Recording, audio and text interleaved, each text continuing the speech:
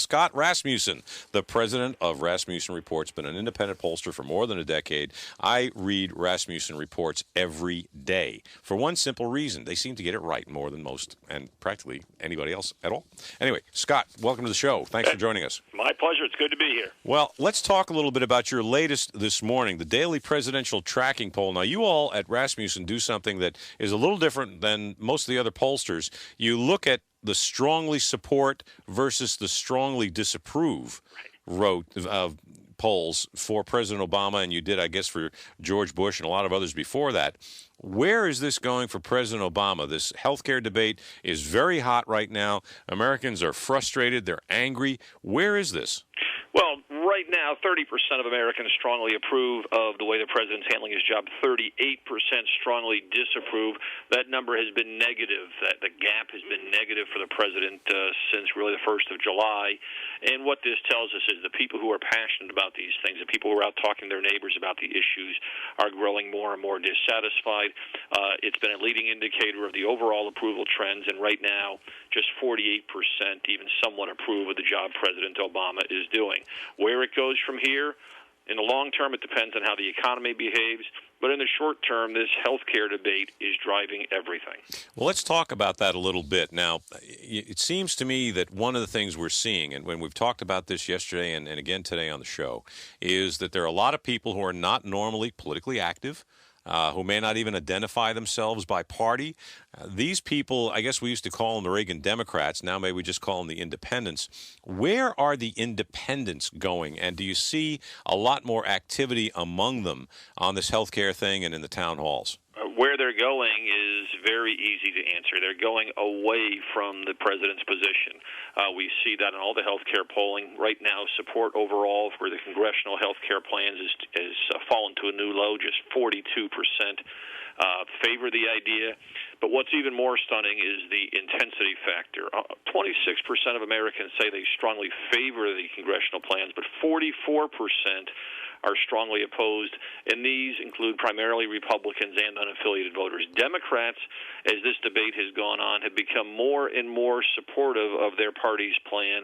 Everybody else has moved in the opposite direction. So the Republicans have an ability now to really reach out to some of these independent voters, right? I mean, what would it take in your mind? I mean, you're the guy who's really the best tea leaf reader.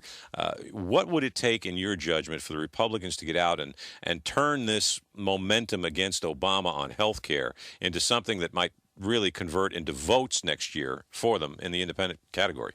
Well, the first thing you have to remember in answering that question is what President Obama and the Democrats do matters a whole lot more than what Republicans do. The president has a decision to make. His party has a decision to make.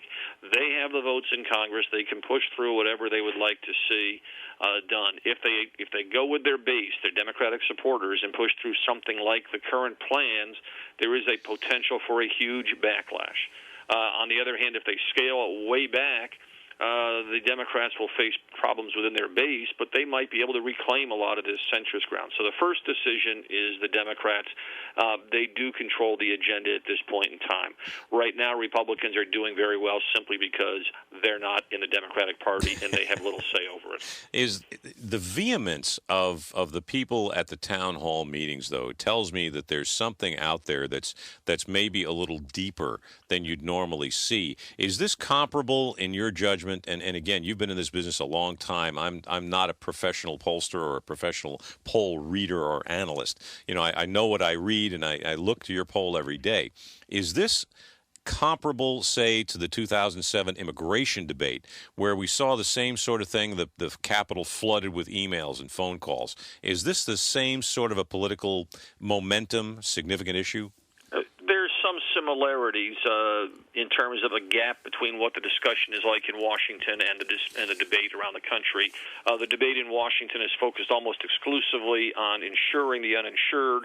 The debate around the country, when they talk about health care reform, is more focused on reducing and controlling costs. But there's something else that's going on. This debate we're seeing, while it's playing out over health care, is really about more than that. From the moment the Bush administration asked for a huge $700 billion bailout, voters were overwhelmingly opposed to it.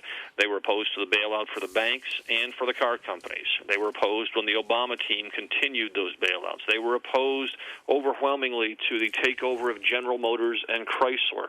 Most opposed the Cash for Clunkers bill. People were divided on the stimulus package, but in retrospect, hardly anybody thinks it worked. There's a lot of frustration simply over the fact that voters don't think anybody is listening. They say, wait a minute, if 80% of us oppose these bailouts and these takeovers, how come it's happening anyhow? Yeah. And that's what's boiling over in the health care debate. Last question. We've only got about a half minute left, but please tell me that our friend Arlen Specter is in real trouble next year. Arlen Specter is certainly in trouble. It's not even clear he'll get out of the Democratic primary. Right now, he is down by 12 points to Pat Toomey. Again, that's more a reflection on the weakness of support for Specter than anything else. And in the Democratic primary, his support has fallen below 50% for a five-term incumbent. That's unbelievably low. So Specter is in trouble, largely because of the health care debate and because of the fact that Republicans really despise him, feeling he's betrayed them time and again this year.